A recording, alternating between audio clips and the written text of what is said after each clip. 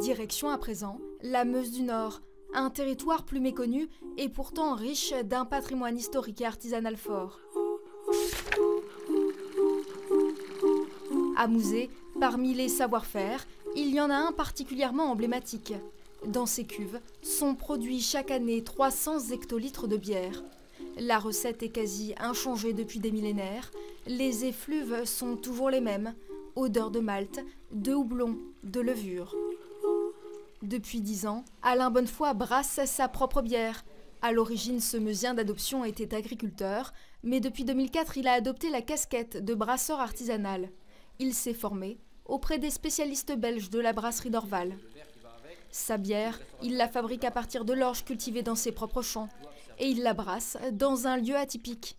Un domaine familial du nom de Charmois, dont le joyau est ce château construit en 1615 qu'Alain Bonnefoy et ses parents restaurent depuis de nombreuses années. Moi, ce que j'aime bien, c'est qu'on mélange un peu le tourisme, on va dire gastronomique, brassicole, avec le tourisme historique, puisqu'on découvre en même temps le petit château où on est ici, l'histoire de Charmois et tout ce qui tourne autour. Donc l'idée, c'était vraiment valoriser le patrimoine local. Et le patrimoine local n'est pas seulement l'affaire des brasseurs. Cet été, les touristes pourront découvrir la Meuse autrement, à vélo par exemple. D'ici juillet, les cyclotouristes pourront être aiguillés sur les routes par ce genre de pictogrammes. Il s'agit de panneaux installés sur un parcours de 200 km reliant Stenay à Domrémy-la-Pucelle. Un itinéraire destiné aux amoureux du bitume, car il s'agit d'un parcours en route partagée. Et l'intérêt n'est pas que sportif, il est aussi historique.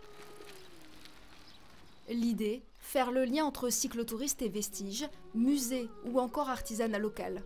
L'itinéraire, c'est un fil d'Ariane, c'est un fil conducteur qui est au plus proche du fleuve Meuse. Mais évidemment, il faut aussi parfois sortir de l'itinéraire pour voir ce qu'il y a d'intéressant autour. Saint-Miel, le musée d'art sacré, Commercy et la Madeleine de Commercy, Vaucouleurs, la ville qui arme à Jeanne d'Arc, etc.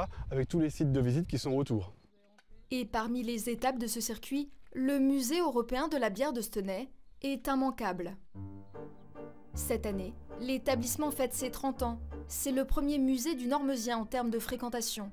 Amateurs de vin, passez votre chemin, car le musée ne raconte que l'histoire de la bière, de ses origines 12 000 ans avant Jésus-Christ à nos jours. Et depuis l'époque gallo-romaine, les techniques ont évolué. Ce n'est qu'au XIXe siècle que les premières brasseries industrielles s'installent. Jusque-là, tout était artisanal. Ce musée, c'est l'histoire de la bière, mais surtout celle d'un territoire. En Meuse, il y avait une brasserie par village jusqu'en 1914. Mais la Première Guerre mondiale a nécessité le démantèlement de 80% d'entre elles, tout simplement pour en récupérer le matériel. Car le cuivre des cuves était utilisé pour faire des munitions. Ces cuves en cuivre ont 100 ans, les rares vestiges de cette époque brassicole.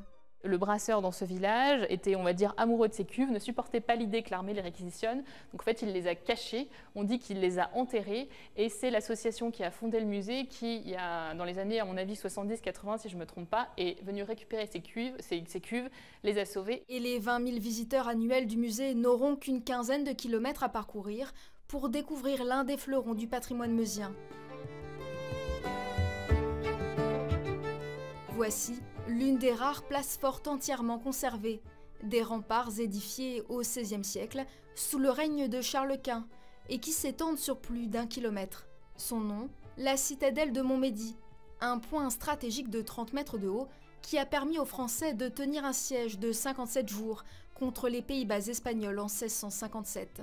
Le côté atypique de la citadelle de Montmédy, c'est qu'elle a encore des habitants qui résident à l'intérieur des remparts. Aujourd'hui, on compte encore environ 80 habitants, mais aux grandes heures de la citadelle, on a pu compter jusqu'à 2500 hommes civils et militaires confondus. Puisqu'il faut savoir qu'on parle de la citadelle de Montmédy, mais à tort, puisque c'était une place forte, parce qu'il y avait civils et militaires.